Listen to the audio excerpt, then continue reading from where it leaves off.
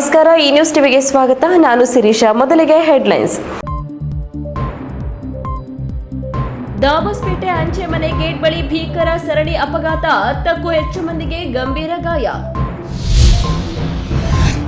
Article 341, 340 ಪ್ರಕಾರ SC, ST ಹಾಗೂ OBC ಮೀಸಲಾತಿ ನೀಡುವುದು ಸರ್ಕಾರದ ಕರ್ತವ್ಯ. ವಿಎಸ್ ಉಗ್ರಪ್ಪ ಹೇಳಿಕೆ. ವಿಶ್ವ ಕಾರ್ಮಿಕರ ದಿನಾಚರಣೆ ಅಂಗವಾಗಿ ಶಿಡ್ಲಘಟ್ಟದ ನ್ಯಾಯಾಲಯದಲ್ಲಿ ಕಾರ್ಮಿಕ ಇಲಾಖೆಯಿಂದ ಕಾರ್ಮಿಕರಿಗೆ ಕಿಟ್ ವಿತರಣೆ.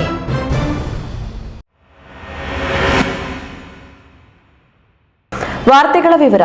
ನೆಲಮಂಗಲ ತಾಲೂಕಿನ ಡಾಬಾಸ್ಪೇಟೆ ಬಳಿ ಬೆಂಗಳೂರು ತುಮಕೂರು ರಾಷ್ಟ್ರೀಯ ಹೆದ್ದಾರಿಯಲ್ಲಿ ಭೀಕರ ಸರಣಿ ಅಪಘಾತ ಸಂಭವಿಸಿದೆ.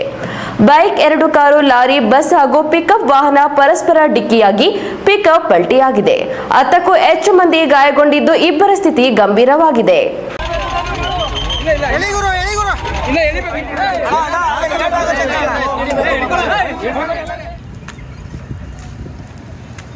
ಬೆಂಗಳೂರು ತುಮಕೂರು ರಾಷ್ಟ್ರೀಯ ಹೆದ್ದಾರಿಯಲ್ಲಿ ಭೀಕರ ಸರಣಿ ಅಪಘಾತ ಸಂಭವಿಸಿದ್ದು, 10ಕ್ಕೂ ಹೆಚ್ಚು ಮಂದಿ ಗಾಯಗೊಂಡಿರುವ ಘಟನೆ ನೆಲಮಂಗಲ ತಾಲೂಕಿನ ಡಾಬಾಸ್ಪೇಟೆ ಬಳಿ ನಡೆದಿದೆ.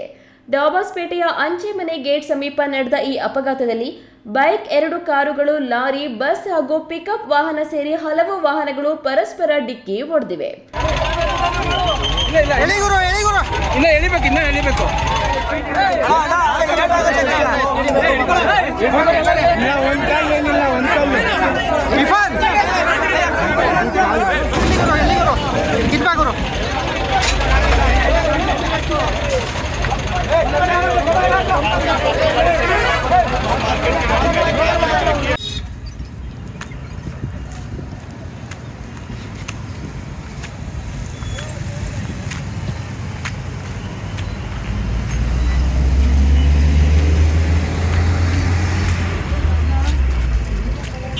ಡಿಕ್ಕಿಯ ತೀವ್ರತೆಗೆ ಪಿಕಪ್ ವಾಹನ ಹೆದ್ದಾರಿಯಲ್ಲೇ ಪಲ್ಟಿಯಾಗಿದ್ದು, ಕೆಲಕಾಲ ಆತಂಕದ ವಾತಾವರಣ ನಿರ್ಮಾಣವಾಯಿತು. ಅಪಘಾತದಲ್ಲಿ ಗಾಯಗೊಂಡಿರುವ 10ಕ್ಕೂ ಹೆಚ್ಚು ಮಂದಿಯನ್ನ ತಕ್ಷಣ ಸಮೀಪದ ಆಸ್ಪತ್ರೆಗೆ ದಾಖಲಿಸಲಾಗಿದ್ದು, ಅವರಲ್ಲಿ ಇಬ್ಬರ ಸ್ಥಿತಿ ಗಂಭೀರವಾಗಿದೆ ಎಂದು ತಿಳಿದು ಬಂದಿದೆ.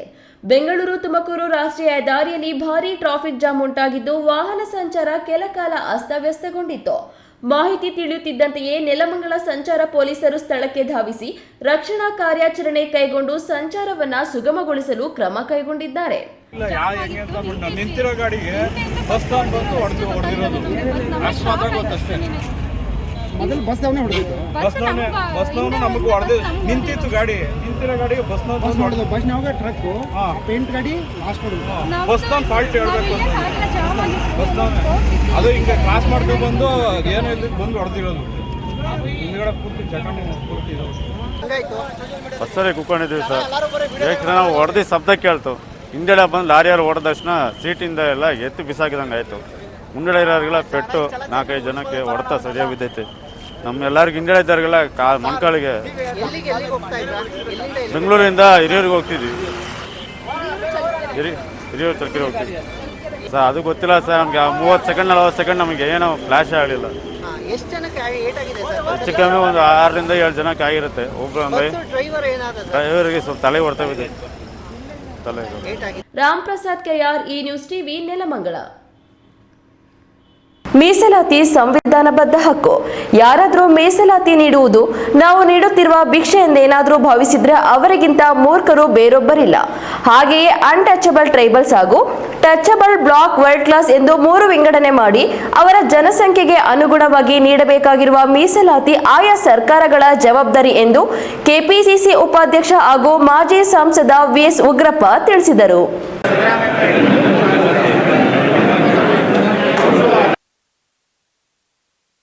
ಚಿಕ್ಕಬಳ್ಳಾಪುರ ಪತ್ರಕರ್ತರ ಭವನದಲ್ಲಿ ನಡೆದ ಸುದ್ದಿಗೋಷ್ಠಿಯಲ್ಲಿ ಮಾಜಿ ಸಂಸದ ಕೆಪಿಸಿಸಿ ಉಪಾಧ್ಯಕ್ಷ ವಿಎಸ್ ಉಗ್ರಪ್ಪ ರಾಜ್ಯದಲ್ಲಿ ನೀಡುತ್ತಿರುವ ಮೀಸಲಾತಿ, ಒಳ ಮೀಸಲಾತಿಗಳ ವ್ಯತ್ಯಾಸ ಸರಿಪಡಿಸುವಂತೆ ಸರ್ಕಾರವನ್ನ ಆಗ್ರಹಿಸಿದ್ದಾರೆ. ಆರ್ಟಿಕಲ್ 341 ಪ್ರಕಾರ ಅನ್ಟಚಬಲ್ ಮಾದಿಗ ಓಲೆಯರು ಇದ್ದರೆ, ಆರ್ಟಿಕಲ್ 341A ಟ್ರೈಬಲ್ಸ್ ಅಂದ್ರೆ ಎಸ್ಟಿಗಳು ಉಳಿದಂತೆ, ಆರ್ಟಿಗಳು 340 ಪ್ರಕಾರ ಒಬಿಸಿಗಳು ಹಿಂದುಳಿದ ಜನ. ಹೀಗೆ ನೋಡಿದ್ರೆ ಈ 3 ಮೀಸಲಾತಿಗಳ ಜನ 4 ಕೋಟಿಯಷ್ಟಿದ್ದಾರೆ. ಹಾಗಾಗಿ ಮೀಸಲಾತಿ ಆಯಾ ಜನಸಂಖ್ಯೆಗೆ ಅನುಗುಣವಾಗಿ ನೀಡಬೇಕಾಗುತ್ತದೆ. ಅದನ್ನ ಪಡೆಯುವುದು ಅವರ ಹಕ್ಕು. ಅದೇನೋ ಭಿಕ್ಷೆ ಅಲ್ಲ. ಯಾರಾದರೂ ಅದನ್ನ ಭಿಕ್ಷೆ ಎಂದು ಭಾವಿಸಿದ್ರೆ ಅಥವಾ ಇವರಿಗೇನು ಇಷ್ಟೊಂದು ಮೀಸಲಾತಿ ಅವಶ್ಯಕತೆ ಇದೆಯಾ ಎಂದೆಲ್ಲ ಭಾವಿಸಿದ್ರೆ ಅದು ಅವರ ಮೂರ್ಖತನವಾಗಿರುತ್ತದೆ ಎಂದರು. ಇದೇ ವೇಳೆ ಇತ್ತೀಚೆಗೆ ಪಾರ್ಲಿಮೆಂಟಿನಲ್ಲಿ ಮಹಿಳಾ ಮೀಸಲಾತಿಗೆ ಕಾಂಗ್ರೆಸ್ ವಿರೋಧ ವ್ಯಕ್ತಪಡಿಸಿದ್ದನ್ನು ಸಮರ್ಥಿಸಿಕೊಂಡ ಅವರು, ಎನ್ಡಿಎ ಸರ್ಕಾರಕ್ಕೆ ಅಷ್ಟೊಂದು ಆಸಕ್ತಿ ಇದೆ ಅನ್ನೋದಾದ್ರೆ ಹೀಗಿರುವ 543 ಸೀಟುಗಳಲ್ಲೇ 1/3 ಮೀಸಲಾತಿ ನೀಡಲಿ, ಅದಕ್ಕೆ ನಮ್ಮದೇನು ತಕರಾರಿಲ್ಲ. ಅದನ್ನ ಬಿಜೆಪಿ ಮಾಡೋದಿಲ್ಲ. ಬದಲಿಗೆ ಆತುರಾತುರವಾಗಿ ಬಿಲ್ ಚರ್ಚೆಗೆ ತಂದು ಚುನಾವಣೆಯಲ್ಲಿ ಗೆಲ್ಲುವ ಹುನ್ನಾರ ಇವರದಾಗಿತ್ತು ಎಂದು ಕೇಂದ್ರ ಸರ್ಕಾರವನ್ನ ಕುಟುಕಿದ್ರು. ಮೊದಲನೇದಾಗಿ ಸಂವಿಧಾನದ ಆರ್ಟಿಕಲ್ 341 ಯಾರು ಸಾಮಾಜಿಕವಾಗಿ ಶೈಕ್ಷಣಿಕವಾಗಿ ಹಿಂದುಳಿದಿದ್ದಾರೆ, ಅದರ ಜೊತೆಗೆ ಅನ್ಟಚಬಿಲಿಟಿ ಯಾರಿದ್ದಾರೆ ಅವರು ಎಸ್ಸಿ. ಹಾಗೆ ಸಂವಿಧಾನದ ಆರ್ಟಿಕಲ್ 342 ಯಾರು ಸಾಮಾಜಿಕವಾಗಿ ಶೈಕ್ಷಣಿಕವಾಗಿ ಹಿಂದುಳಿದಿದ್ದು ಅನ್ಟಚಬಲ್ ಅಲ್ಲ, ಆದರೆ ಟ್ರೈಬಲ್ ಕ್ಯಾರೆಕ್ಟರಿಸ್ಟಿಕ್ಸ್ ಯಾರಿಗಿದೆ ಅವರು ಎಸ್ಟಿ. ಕರ್ನಾಟಕ ರಾಜ್ಯದಲ್ಲಿ ಆಸ್ ಆನ್ ಟುಡೇ ಸುಮಾರು 50 ಲಕ್ಷ ಜನ 7% ಎಸ್ಟಿಗಳಿದ್ದಾರೆ. ಸುಮಾರು 1,25,00,000 ಜನ 17%, 17.1% ಎಸ್ಸಿಗಳಿದ್ದಾರೆ. ಹಾಗೆ 32%ಗೂ ಹೆಚ್ಚು ಒಬಿಸಿಗಳಿದ್ದಾರೆ, ಸುಮಾರು 2,25,00,000. ಬಹುಶಃ ನಾನು ಈ ಸಂದರ್ಭದಲ್ಲಿ ಸ್ಪಷ್ಟವಾಗಿ ಹೇಳ್ತೇನೆ, ಸಂವಿಧಾನದ ರೀತಿಯ ಮೀಸಲಾತಿ ಭಿಕ್ಷೆ ಅಲ್ಲ. ಸುದ್ದಿಗೋಷ್ಠಿಯಲ್ಲಿ ಗ್ಯಾರಂಟಿಗಳ ಅಧ್ಯಕ್ಷ ಯಳುವಳ್ಳಿ ರಮೇಶ್, ವಾಲ್ಮೀಕಿ ಮುಖಂಡರು, ಕಾಂಗ್ರೆಸ್ ಮುಖಂಡರು ಹಾಜರಿದ್ದರು. ಕೆಎಸ್ ನಾರಾಯಣಸ್ವಾಮಿ, ಈ ನ್ಯೂಸ್ ಟಿವಿ, ಚಿಕ್ಕಬಳ್ಳಾಪುರ. ಕಟ್ಟಡ ಮತ್ತು ಇತರೆ ನಿರ್ಮಾಣ ವಲಯದಲ್ಲಿ ತೊಡಗಿಸಿಕೊಂಡ ಕಾರ್ಮಿಕರಿಗೆ ಸರ್ಕಾರವು ಕಾರ್ಮಿಕ ಇಲಾಖೆ, ಕಾರ್ಮಿಕ ಮಂಡಳಿಯಿಂದ ಅನೇಕ ರೀತಿಯ ಸವಲತ್ತುಗಳನ್ನು ನೀಡಲಿದೆ. ಆದರೆ ಸಾಕಷ್ಟು ಮಂದಿಗೆ ಈ ಬಗ್ಗೆ ಅರಿವು ಇಲ್ಲದೆ ಸವಲತ್ತುಗಳನ್ನು ಪಡೆದುಕೊಳ್ಳಲು ಆಗುತ್ತಿಲ್ಲ ಎಂದು ಶಿಡ್ಲಘಟ್ಟದ ಜೆಎಂಎಫ್ಸಿ ನ್ಯಾಯಾಲಯದ ಪ್ರಧಾನ ಸಿವಿಲ್ ನ್ಯಾಯಾಧೀಶೆ ಸಿಎಸ್ ಸುಕನ್ಯಾರವರು ತಿಳಿಸಿದರು.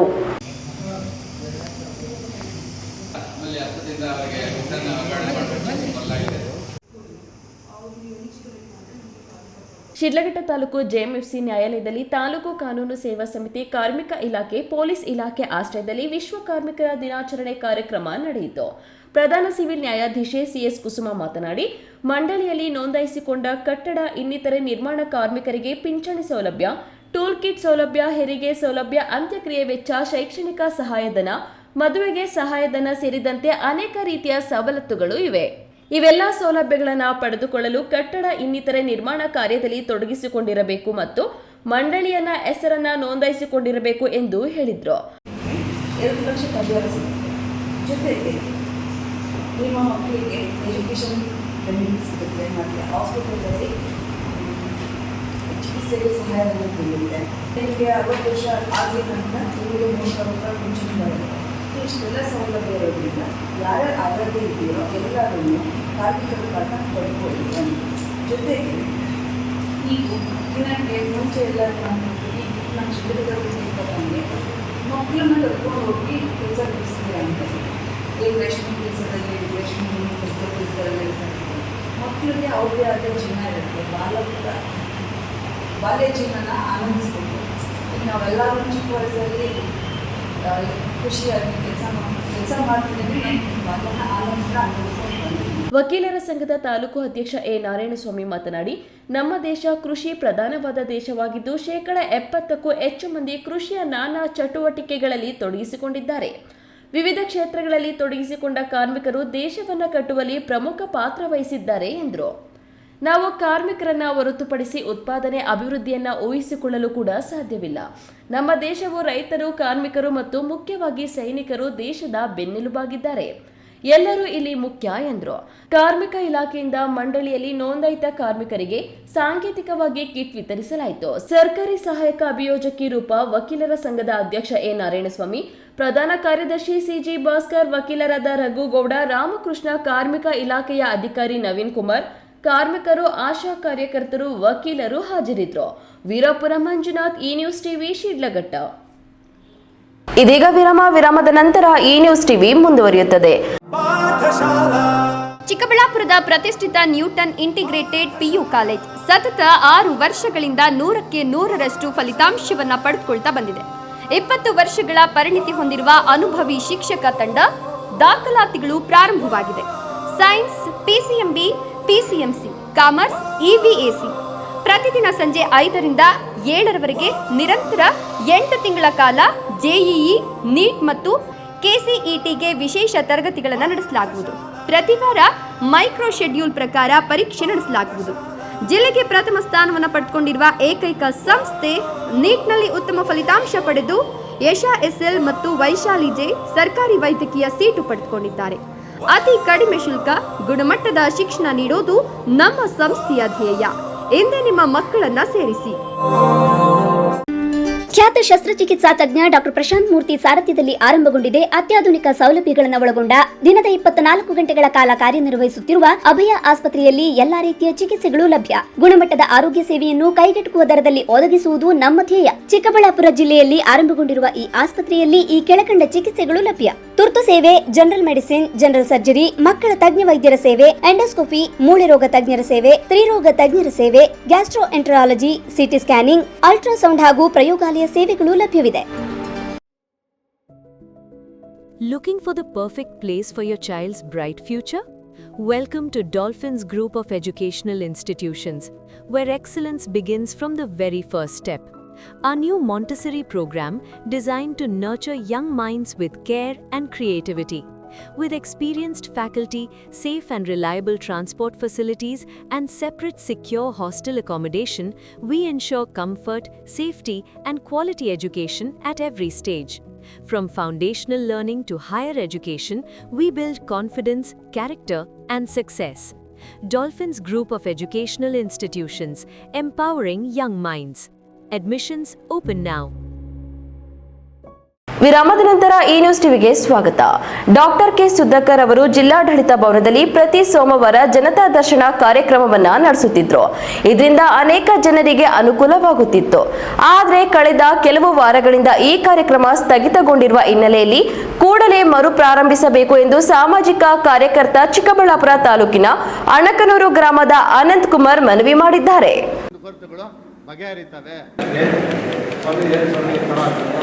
ಚಿಕ್ಕಬಳ್ಳಾಪುರ ನಗರದ ಪತ್ರಕರ್ತರ ಭವನದಲ್ಲಿ ನಡೆದ ಸುದ್ದಿಗೋಷ್ಠಿಯಲ್ಲಿ ಮಾತನಾಡಿದ ಅಣಕನೂರು ಅನಂತ್ ಕುಮಾರ್, ಹಿಂದೆ ಜಿಲ್ಲಾಡಳಿತ ಭವನದಲ್ಲಿ ನಡೆಯುತ್ತಿದ್ದ ಸಂಸದರ ಜನತಾ ದರ್ಶನ ಕಾರ್ಯಕ್ರಮದಲ್ಲಿ ಸಾರ್ವಜನಿಕರು, ವಿದ್ಯಾರ್ಥಿಗಳು, ಮಹಿಳೆಯರು ಹಾಗೂ ವೃದ್ಧರು ಭಾಗವಹಿಸಿ ತಮ್ಮ ಕುಂದುಕೊರತೆಗಳನ್ನು ನೇರವಾಗಿ ಸಂಸದರಿಗೆ ತಿಳಿಸಿ ಪರಿಹಾರ ಪಡೆದುಕೊಳ್ಳುತ್ತಿದ್ದರು.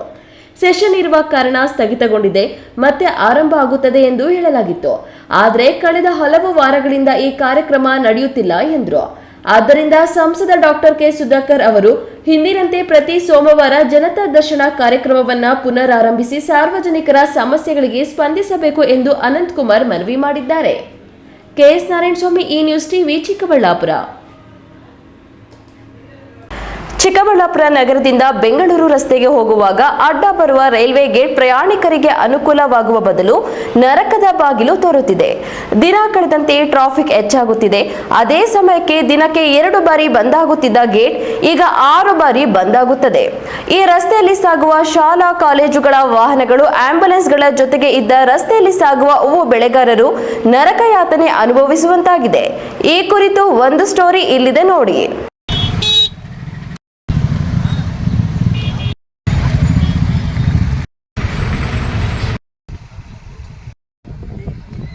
ಹೌದು, ನೀವು ನೋಡ್ತಿರೋ ಈ ಎಲ್ಲ ದೃಶ್ಯಗಳು ಚಿಕ್ಕಬಳ್ಳಾಪುರದಿಂದ ಬೆಂಗಳೂರು ರಸ್ತೆಗೆ ಹೋಗುವ ರೈಲ್ವೆ ಗೇಟ್ ದೃಶ್ಯಗಳು ನೋಡಿ. ಎಷ್ಟುದ್ದ ವಾಹನಗಳು ನಿಲುಗಡೆಯಾಗಿವೆ.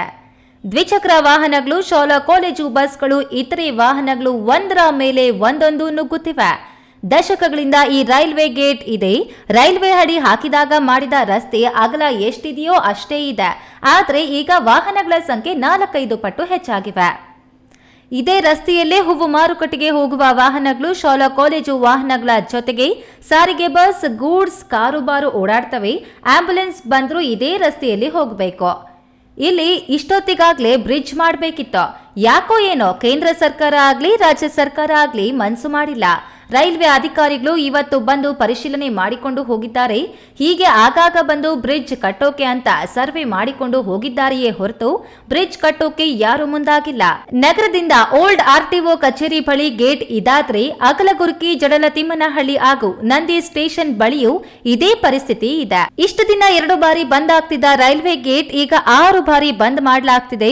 ಇಲ್ಲಿ ಗೇಟ್ ಬಂದ್ ಮಾಡೋದ್ರಿಂದ ಸಾರ್ವಜನಿಕರಿಗೆ ಏನೆಲ್ಲ ತೊಂದರೆಯಾಗುತ್ತೆ, ನಮ್ಮನ್ನ ಈ ನರಕದಿಂದ ಯಾವಾಗ ಪಾರು ಮಾಡ್ತೀರಾ ಅಂತ ಸಾಮಾಜಿಕ ಹೋರಾಟಗಾರ ಯಲವಳ್ಳಿ ಸೊನ್ನೇಗೌಡ ಜನಪ್ರತಿನಿಧಿಗಳಿಗೆ ಆಗ್ರಹಿಸಿದ್ದಾರೆ. ಕೆಎಸ್ ನಾರಾಯಣಸ್ವಾಮಿ, ಈ ನ್ಯೂಸ್ ಟಿವಿ, ಚಿಕ್ಕಬಳ್ಳಾಪುರ.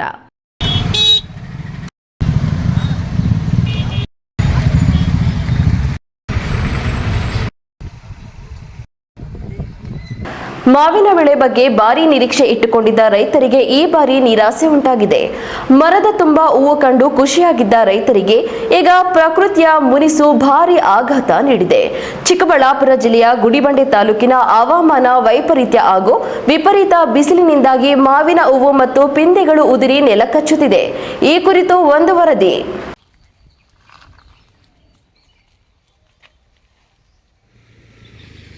ಹೌದು, ಈ ದೃಶ್ಯಗಳು ಕಂಡುಬರುತ್ತಿರುವುದು ಗುಡಿಬಂಡೆ ತಾಲೂಕಿನಲ್ಲಿ. ವರ್ಷದ ಆರಂಭದಲ್ಲಿ ಮಾವಿನ ಮರಗಳಲ್ಲಿ ಹೂವು ಭರಪೂರವಾಗಿ ಅರಳಿತ್ತು. ಇದನ್ನು ಕಂಡು ರೈತರು ಈ ಬಾರಿ ಬಂಪರ್ ಫಸಲು ಗ್ಯಾರಂಟಿ ಎಂದು ಸಂಭ್ರಮಿಸಿದ್ರು. ಆದರೆ ಕಳೆದ ಕೆಲವು ದಿನಗಳಿಂದ ಹೆಚ್ಚಾದ ಬಿಸಿಲಿನ ತಾಪಮಾನ ರೈತರ ನಿರೀಕ್ಷೆಯನ್ನ ಹುಸಿಗೊಳಿಸಿದೆ. ಈಗಾಗಲೇ ಸುಮಾರು 60% ಹೂಗಳು ಬಿಸಿಲಿಗೆ ಕಮ್ಮರಿ ಉದುರಿ ಹೋಗಿವೆ. ಬಟಾಣಿ ಗಾತ್ರದ ಪಿಂದೆಗಳು ಸಹ ಮಣ್ಣು ಪಾಲಾಗ್ತಿವೆ. ರೈತರು ಇಳುವರಿ ಉಳಿಸಿಕೊಳ್ಳಲು ತೋಟಗಾರಿಕೆ ಇಲಾಖೆಯ ಸಲಹೆಯಂತೆ ಲಕ್ಷಾಂತರ ರೂಪಾಯಿ ಖರ್ಚು ಮಾಡಿ ಔಷಧಿ ಸಿಂಪಡಿಸಿದ್ರೂ ಯಾವುದೇ ಪ್ರಯೋಜನವಾಗ್ತಿಲ್ಲ. ಈ ಬಗ್ಗೆ ರೈತ BA ರಾಜೇಶ್ ಮಾತನಾಡಿ, 1.5 ತಿಂಗಳಿಂದ ಸತತವಾಗಿ ಔಷಧಿ ಹೊಡೆಯುತ್ತಿದ್ದೇವೆ, ಆದರೂ ಹೂವು ಉದುರುವುದು ನಿಲ್ಲುತ್ತಿಲ್ಲ. ಈ ಬಿಸಿಲಿಗೆ ಎಲ್ಲವೂ ನಾಶವಾಗ್ತಿದೆ. ಸರ್ಕಾರ ಕೂಡಲೇ ಮಾವು ಬೆಳೆಗಾರರ ನೆರವಿಗೆ ಬರಬೇಕು ಮತ್ತು ವಿಶೇಷ ಪ್ಯಾಕೇಜ್ ಘೋಷಣೆ ಮಾಡಬೇಕು ಎನ್ನುತ್ತಾರೆ. ಗುಡಿಬಂಡೆ ಪಟ್ಟಣ ನಮ್ಮದು 3 ಎಕರೆ ಜಮೀನಿದೆ. ಆ ಜಮೀನು ತುಂಬ ಒಂದು ಸುಮಾರೆಲ್ಲ ಮಾವುಗಳನ್ನು ನಮ್ಗೆ ಜಾಸ್ತಿ ಹಾಕಿರೋದು. ಮಧ್ಯದಲ್ಲಿ ಇಂಟರ್ ಕ್ರಾಪ್ ಹಾಕ್ಕೊಂಡ್ರು ಅದೇನು ಮಾಮೂಲಿ ಟೈಮಲ್ಲಿ ಜೂನಲ್ಲಿ ಆ ರೀತಿ ಬೆಳಿತೀವಿ ಅಷ್ಟೇ. ಮಾವನ್ನೇ ಅತಿ ಹೆಚ್ಚಾಗಿ ನಂಬಿಕೊಂಡು ಎಲ್ಲ ಬೆಳೆ ಇಕ್ಕಿರೋದು. ಈ ಸಾರಿ ಫಸಲು ನಿರೀಕ್ಷೆ ಬಹಳ ಜಾಸ್ತಿ ಇತ್ತು. ಯಾಕಂದರೆ ಮಾವು ಹೂ ಬಿಟ್ಟುವಾಗ ಸಿಕ್ಕಾಪಟ್ಟೆ ಹೂ ಬಂದಿತ್ತು. ಕಾಲಕ್ರಮೇಣ ಬರ್ತಾ ಈ ಬಿಸಿಲಿನ ತಾಪಮಾನದಿಂದ ಜಾಸ್ತಿ ಆಗಿಬಿಟ್ಟು ಅದರೊಳಗೆ ಅರ್ಧಕ್ಕರ್ಧ ಹೂ ಹೋದ್ರಾಯಿತು. ಈಗೇನು ಅಲ್ಪ ಸ್ವಲ್ಪ ಕಾಯಿದೆ ಅಂದ್ರೆ ಅದು ಕೂಡ ಬರ್ತಕ್ಕಂಥ ನಿರೀಕ್ಷೆನೇ ಇಲ್ಲ. ಯಾಕಂದರೆ ಈಗ ತೋಟದಲ್ಲೆಲ್ಲ ನಾವು ಓಡಾಡ್ತಾ ಇದ್ದೀವಲ್ಲ, ಅದ್ರ ಪ್ರಕಾರ ನೋಡೋದಂದರೆ ಈ ಸಾರಿ ಕಾಯಿ ನಮಗೆ ಒಂದು 10% ಕೂಡ ಸಿಗೋದಿಲ್ಲ ಅಂತ ನಮ್ಮ ಮನಸ್ಸಿಗೆ ಅನಿಸ್ತಾ ಇದೆ. ಸೊ ಏನಾದರೂ ಪರಿಹಾರ ಏನಾದರೂ ಕೊಡ್ತಾರೋ ಅನ್ನೋ ಒಂದು ಉದ್ದೇಶ ನಮಗಿದೆ. ಬಟ್ ಕೊಡ್ತಾರೋ ಇಲ್ಲ ಅನ್ನೋದು ಡೌಟ್ ಇದೆ. ಯಾಕೆಂದರೆ ಯಾವುದಕ್ಕೆ ಯಾವ ಸರ್ಕಾರದಿಂದ ಎಲ್ಲನೂ ನಾವು ನಿರೀಕ್ಷೆ ಇಟ್ಕೋತೀವಿ, ಆ ನಿರೀಕ್ಷೆಗೆ ತಕ್ಕಂತೆ ಅವ್ರು ಕೊಡೋದು ಕೂಡ ನಮಗೆ ನಂಬಿಕೆ ಇಲ್ಲ. ಮತ್ತೊಬ್ಬ ರೈತ ಸುರೇಶ್ ಮಾತನಾಡಿ, ತೋಟವನ್ನು ಅಚ್ಚುಕಟ್ಟಾಗಿ ಸ್ವಚ್ಛ ಮಾಡಿ ನೀರುಣಿಸಿ ಸರಿಯಾದ ಆರೈಕೆ ಮಾಡಿದ್ದೇವೆ. ಅಷ್ಟೆಲ್ಲ ಹಣ ಖರ್ಚು ಮಾಡಿದ್ರೂ ಈಗ ನೋ ಯೂಸ್ ಎನ್ನುವಂತಾಗಿದೆ. ಈಗ ಮಳೆ ಬಂದ್ರೆ ಮಾತ್ರ ಸ್ವಲ್ಪವಾದರೂ ಫಸಲು ಉಳಿಸಿಕೊಳ್ಳಲು ಸಾಧ್ಯವೆನ್ನುತ್ತಾರೆ. ಒಟ್ಟಾರೆ ವರ್ಷಕ್ಕೆ ಒಂದೇ ಬೆಳೆಯಾಗಿರುವ ಮಾವನ್ನು ನಚ್ಚಿಕೊಂಡ ರೈತನಿಗೆ ಈಗ ಪ್ರಕೃತಿ ದೊಡ್ಡ ಹೊಡೆತ ನೀಡಿದೆ. ಲಕ್ಷಾಂತರ ರೂಪಾಯಿ ಸಾಲ ಮಾಡಿ ತೋಟ ನಿರ್ವಹಣೆ ಮಾಡಿರುವ ರೈತನಿಗೆ ಇನ್ನುಳಿದ ಕಾಯಿಗಳನ್ನಾದರೂ ಉಳಿಸಿಕೊಳ್ಳಲು ಮಳೆಯ ಅವಶ್ಯಕತೆ ಇದೆ. ಸರ್ಕಾರ ಮತ್ತು ತೋಟಗಾರಿಕೆ ಇಲಾಖೆ ಈ ಬಗ್ಗೆ ಗಮನ ಹರಿಸಿ ಸಂಕಷ್ಟದಲ್ಲಿ ಇರುವ ರೈತರಿಗೆ ಸೂಕ್ತ ಪರಿಹಾರ ನೀಡುತ್ತಾರೆ ಎಂಬುದು ಕಾದು ನೋಡಬೇಕಿದೆ. ಮಂಜುನಾಥ್ ಬಿ, ಈ ನ್ಯೂಸ್ ಟಿವಿ, ಗುಡಿಬಂಡೆ. ಈ ಬಾರಿ ದ್ರಾಕ್ಷಿಗೆ ಬಂಗಾರದಂತ ಬೆಲೆ ಬಂದಿದೆ. ವ್ಯಾಪಾರಸ್ಥರು ದ್ರಾಕ್ಷಿ ಬೆಳೆಗಾರರ ತೋಟಗಳಿಗೆ ಭೇಟಿ ನೀಡಿ ಮುಂಗಡ ಖರೀದಿಗೆ ಇಳಿದಿದ್ದಾರೆ. ಕೆಲವು ತಳಿ ದ್ರಾಕ್ಷಿಗೆ ಮಿತಿಮೀರಿದ ಬೇಡಿಕೆ ಸೃಷ್ಟಿಯಾಗಿದ್ದು ದ್ರಾಕ್ಷಿಗೆ ಒಳ್ಳೆಯ ಬೆಲೆ ಬಂದಿದೆ. ಕಳೆದ ಬಾರಿ ಬೆಲೆ ಕುಸಿತದಿಂದ ಕಂಗಾಲಾಗಿದ್ದ ಜಿಲ್ಲೆಯ ದ್ರಾಕ್ಷಿ ಬೆಳೆಗಾರರಿಗೆ ಈ ಬಾರಿ ಬೆಳೆ ಕೈ ಹಿಡಿದಿದೆ.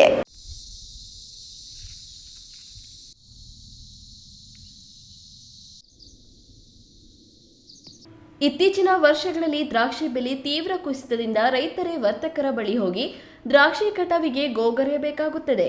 ಆದರೆ ಈ ಬಾರಿ ಮಾತ್ರ ವರ್ತಕರೇ ಬೆಳೆಗಾರರನ್ನ ನಾವೇ ಕಟಾವು ಮಾಡುತ್ತೇವೆ, ಬೇರೆ ಯಾರಿಗೂ ಕೊಡಬೇಡಿ ಎಂದು ಹೇಳುತ್ತಿದ್ದಾರೆ. ಸತತ ಬೆಲೆ ಇಳಿಕೆಯಿಂದ ಕಂಗಾಲಾಗಿದ್ದ ರೈತರು ಈ ಬಾರಿ ಉತ್ತಮ ಬೆಲೆ ಕಂಡು ಸಂತಸಗೊಂಡಿದ್ದಾರೆ. ರಾಜ್ಯದಲ್ಲಿ ಸುಮಾರು 20,000 ಹೆಕ್ಟೇರ್ ಪ್ರದೇಶದಲ್ಲಿ ದ್ರಾಕ್ಷಿ ಬೆಳೆಯಲಾಗುತ್ತದೆ. ಹೆಚ್ಚಾಗಿ ಏಪ್ರಿಲ್, ಮೇ ಮತ್ತು ಜೂನ್ ತಿಂಗಳಲ್ಲಿ ಅತಿ ಹೆಚ್ಚು ದ್ರಾಕ್ಷಿ ಕಟಾವಿಗೆ ಬರಲಿದೆ. ನೆರೆಯ ರಾಜ್ಯಗಳಲ್ಲಿ ಬಹುಪಾಲು ದ್ರಾಕ್ಷಿ ಚಿಕ್ಕಬಳ್ಳಾಪುರ, ಬೆಂಗಳೂರು ಗ್ರಾಮಾಂತರ, ವಿಜಯಪುರ, ಬೆಳಗಾವಿ ಜಿಲ್ಲೆಗಳಿಂದ ಮಾರಾಟವಾಗುತ್ತದೆ. ದ್ರಾಕ್ಷಿ ಬೆಳೆಯುವುದರಲ್ಲಿ ರಾಜ್ಯದ ಗಮನ ಸೆಳೆದಿರುವ ಚಿಕ್ಕಬಳ್ಳಾಪುರ ತಾಲೂಕಿನಲ್ಲಿ ಸದ್ಯ ಸಾವಿರಾರು ಹೆಕ್ಟೇರ್ ಪ್ರದೇಶದಲ್ಲಿ ಹೂವು ಹಣ್ಣು ತರಕಾರಿ ಬೆಳೆದಂತೆ ದ್ರಾಕ್ಷಿ ಬೆಳೆ ಕೂಡ ಬೆಳೆಯಲಾಗುತ್ತಿದೆ. ವಿವಿಧ ತಳಿಯ ದ್ರಾಕ್ಷಿ ಕೆಜಿ 40ರಿಂದ ಹಿಡಿದು 140 ರೂವರೆಗೂ ಮಾರಾಟ ಆಗುತ್ತಿವೆ. ಈಗಾಗಲೇ ಜಿಲ್ಲೆಯಲ್ಲಿ ಇರಾನ್ ಹಾಗೂ ಅಮೆರಿಕ ಮತ್ತು ಇಸ್ರೇಲ್ ನಡುವಿನ ಯುದ್ಧದ ಪರಿಣಾಮ ರೈತರು ಬೆಳೆದ ಆಲೂಗಡ್ಡೆ ಹಾಗೂ ಬೆಂಗಳೂರು ಗುಲಾಬಿ ಈರುಳ್ಳಿ ವಿದೇಶಗಳಿಗೆ ರಫ್ತು ಆಗದೆ ಬೆಲೆ ಕುಸಿತದಿಂದ ಕಂಗಾಲಾಗಿದ್ದಾರೆ. ಆದರೆ ದ್ರಾಕ್ಷಿಗೆ ಮಾರುಕಟ್ಟೆಯಲ್ಲಿ ಉತ್ತಮ ದರ ಸಿಗುತ್ತಿರುವುದು ದ್ರಾಕ್ಷಿ ಬೆಳೆಗಾರರು ನೆಮ್ಮದಿಯ ನಿಟ್ಟುಸಿರು ಬಿಡುವಂತಾಗಿದೆ. ಕಳೆದ ವರ್ಷ ದಿಲ್ಖುಷ್ ಕೆಜಿ 25-30 ರುಗೆ ಮಾರಾಟಗೊಂಡಿತ್ತು. ಆದರೆ ಈ ವರ್ಷ ಕೆಜಿ 40 ರುಗೆ ಮಾರಾಟ ಆಗುತ್ತಿದೆ. ಅದರಲ್ಲೂ ದಿಲ್ಖುಷ್ ದ್ರಾಕ್ಷಿಗೆ ಮಾರುಕಟ್ಟೆಯಲ್ಲಿ ಉತ್ತಮ ಬೆಲೆ ಸಿಗುತ್ತಿರುವುದರಿಂದ ಚಿಕ್ಕಬಳ್ಳಾಪುರ ಬೆಳೆಗಾರರ ಮೊಗದಲ್ಲಿ ಹರ್ಷ ಕಂಡು ಬಂದಿದೆ. ಚಿಕ್ಕಬಳ್ಳಾಪುರ ತಾಲೂಕಿನ ರೈತರ ದ್ರಾಕ್ಷಿ ತೋಟಗಳತ್ತ ಕಣ್ಣಾಯಿಸಿ ನೋಡಿದ್ರೆ ಗೊಂಚಲು ಕಟ್ಟಿರುವ ದ್ರಾಕ್ಷಿ ಗೊನೆಗಳು ಕಣ್ಣಿಗೆ ರಾಚುತ್ತವೆ. ಉತ್ತಮ ಫಸಲು ಬಂದಿದ್ದು ಅಲ್ಲಲ್ಲಿ ಕಟಾವು ಕೂಡ ಶುರುವಾಗಿದೆ. ಆದರೆ ರೈತರಿಗೆ ಆಲಿಕಲ್ಲು ಹಾಗೂ ಅಕಾಲಿಕ ಮಳೆಯದ್ದೇ ಆತಂಕವಾಗಿದೆ. ಕಳೆದ ಮಾರ್ಚ್ ಮತ್ತು ಏಪ್ರಿಲ್ ತಿಂಗಳ ಅಂತ್ಯದಲ್ಲಿ ಬಿದ್ದ ಆಲಿಕಲ್ಲು ಸಹಿತ ಬಿರುಗಾಳಿ ಮಳೆಗೆ ಅಪಾರ ಪ್ರಮಾಣದ ದ್ರಾಕ್ಷಿ ನೆಲಕಚ್ಚಿ ರೈತರಿಗೆ ಅಪಾರ ಆರ್ಥಿಕ ನಷ್ಟ ಉಂಟು ಮಾಡಿತ್ತು. ಇದೀಗ ಮಾರುಕಟ್ಟೆಯಲ್ಲಿ ಉತ್ತಮ ಬೆಲೆ ಇದ್ದು ಇಂತಹ ಸಂದರ್ಭದಲ್ಲಿ ಮತ್ತೆ ಅಕಾಲಿಕ ಮಳೆ ಅಥವಾ ಆಲಿಕಲ್ಲು ಮಳೆ ಬಿದ್ದರೆ ದ್ರಾಕ್ಷಿಗೆ ಹೆಚ್ಚು ಪೆಟ್ಟು ಬೀಳುತ್ತದೆ.